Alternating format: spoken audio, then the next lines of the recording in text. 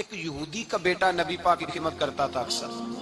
یہودی کا بچہ وہ بیمار ہو گیا, روز آتا تھا, چھوٹے موٹے کام کرتا تھا, بیمار ہو گیا.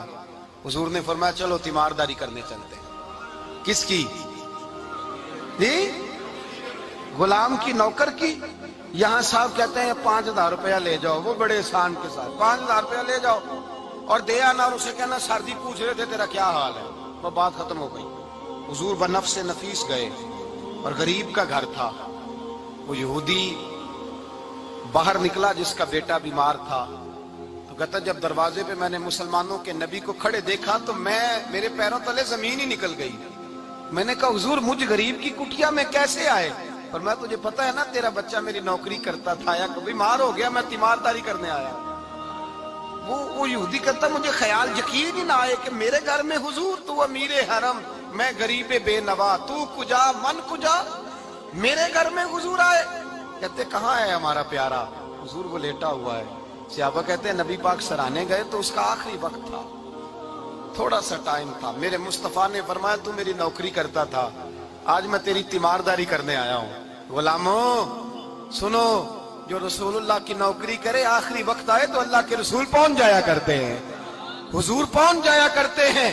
نجم کی اے خدا آرزو ہے یہی, عاشق زار کی آبرو ہے یہی, موت کے وقت سر ان کے قدموں میں ہو, دید ہوتی رہے دم نکلتا رہے. حضور پہنچ جاتے ہیں. نبی پاک تشریف لائے, بیٹھے سرانے. حضور نے جب اپنا برف سے ٹھنڈا اور کستوری سے زیادہ خوشبو والا ہاتھ اس کے بالوں میں پھیرا, آنکھیں کھولی, حضور نے فرمایا چل کلمہ پڑھ جا, چل میرا کلمہ پڑھ جا. ساری دنیا در رسول پہ آ کے کلمہ پڑھے اور حضور اسے کلمہ پڑھانے گھر تشریف لے گئے. یہ ایک مزدور کو, ایک محنت کرنے والے کو اعزاز دیا. گھر گئے, کلمہ پڑھ لے. اس نے اپنے والد کی طرف دیکھا اور والدہ کی طرف دیکھا, ماں باپ یہودی ہیں, رونے لگے. کہنے لگے بیٹا یہ ہم سے زیادہ بڑھ کر تیرے حق میں خیر خواہ ہے, جیسے کہتے ہیں کر لے. اس نے کلمہ پڑھا اور حضور کی گود میں لوٹ پوٹ ہونے لگا. کلمہ پڑھا, روح پرواز کر گئی. شارحین کہتے ہیں جب نبی پاک وہاں سے نکلے تو حضور نے فرمایا اٹھاؤ اس کی میت کو. ماں باپ کہنے لگے کہاں لے جانا ہے؟ فرمایا ہم اپنے طریقے کے مطابق غسل کفن کریں گے, اس لیے کہ جو کلمہ پڑھ جائے پھر وہ میرا ہو جایا کرتا ہے, میرا ہو جایا کرتا ہے.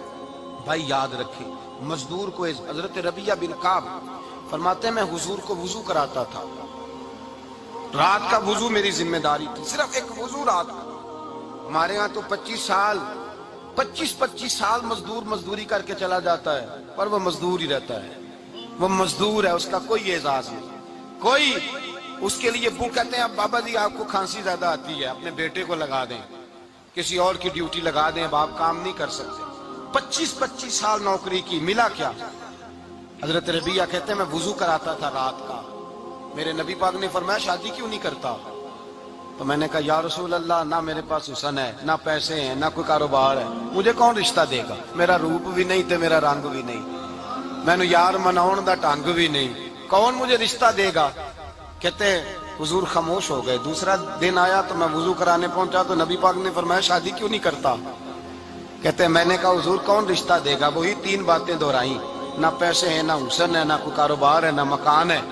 فرمایا حضور نے تیسرے دن پھر کہا. جب دوسرا دن ہوا نا تو حضور نے کہا, حضور خاموش ہوئے میرے جواب پر. میں نے کہا یار اتنا بے وقوف ہوں, حضور روز پوچھتے ہیں اور میں جواب ہی نہیں دیتا. کہتے ہیں تیسرے دن میں نے ارادہ کیا آج نبی پاک پوچھیں گے تو میں کہوں گا حضور جیسے دل کرتا ویسے ہی کرا دیں. کہتے ہیں تیسرے دن میں گیا, سارا وضو کرا لیا, پر نبی پاک نے پوچھا ہی نہیں. میں ارادہ کر کے گیا تھا کہ آج پوچھیں گے تو بتا دوں گا, حضور نے پوچھا ہی نہیں. فرماتے ہیں وضو مکمل ہو گیا, میں دروازے تک چلا گیا تو مصطفیٰ نے آواز دی. فرمایا واپس پلٹ نہ, میں پلٹا تو حضور نے فرمایا تو شادی کیوں نہیں کرتا؟ کہتے ہیں میں کھل کے مسکرایا. میں نے کہا محبوب تیرے کرم پہ قربان جاؤں, کیا انداز محبت ہے, حضور مہربانی کریں کرا دیں. فرمایا فلاں سردار کے پاس جا, ایک وضو کراتے ہیں, اور احساس حضور نے کتنا دیا, جا سردار کے پاس اور اسے جا کے کہہ کہ اللہ کے رسول فرماتے اپنی بیٹی کا نکاح تیرے ساتھ کر دے. فرماتے میں گیا, ماں باپ کو بڑی فکر ہوتی ہے بیٹیوں کی. وہ کہنے لگا میں شام کو خود نبی پاک کی بارگاہ میں آؤں گا. کہتے میں باہر نکلنے لگا تو وہ بچی پردے کی اوٹ سے بولی, کہنے لگی غلام ٹھہر جا, ابا جی آپ کو میری فکر ہے, اماں جی میری فکر ہے, میری فکر نہ کریں اور یہ نہ دیکھیں آیا کون ہے, یہ دیکھیں بھیجا کس نے ہے. آپ مجھے حوالے کریں نبی پاک کے, حضور کے حوالے کریں, اللہ رسول مجھے کبھی ضائع نہیں کریں گے. حضرت ربیہ کہتے ہیں حضور نے میری شادی کا بندوبست کیا. حضرت بریدہ اسلمی سے کہا کہ تو اس کے لیے کھجور کی گٹھلی کے برابر سونا لا. حضرت حارثہ بن نعمان سے کہا تو اس کے لیے ایک کمرے کا اجرے کا بندوبست کر. حضرت عثمان غنی سے کہا تو نے ولیمہ کرانا اس کا. فرمایا میں تو تھوڑی نوکری کرتا تھا, مصطفیٰ نے ساری زندگی کا ہی بندوبست فرما دیا. یہ مزدور کے ساتھ حضور کا انداز. پہلے میں نے شروع میں کہا کہ مزدور اس بات کو سمجھتا ہی نہیں کہ اس کا مقام کتنا, وہ اس بات کو جانتا ہی نہیں اللہ نے اسے اعزاز کتنا دیا ہے. ملت کا جوان سب سے پہلے تو کبھی کسی کی جیب کی طرف نہ دیکھے. اور یہ بات یاد رکھ لیں, درجنوں بزرگوں کے ارشادات کی روشنی میں ایک موٹی بات بیان کر رہا ہوں, توجہ ہے میری بات پر. جس کی توجہ دوسروں کی جیب پہ ہوتی ہے وہ رسوا ہو جاتا ہے. کاہل لوگ جو زندگی میں صرف ہاتھ پھیلانے کے عادی ہوتے ہیں, ان کے دامن میں سوائے رسوائی کے کچھ نہیں آتا, ان کے حصے میں سوائے بدنامی کے کچھ نہیں آتا.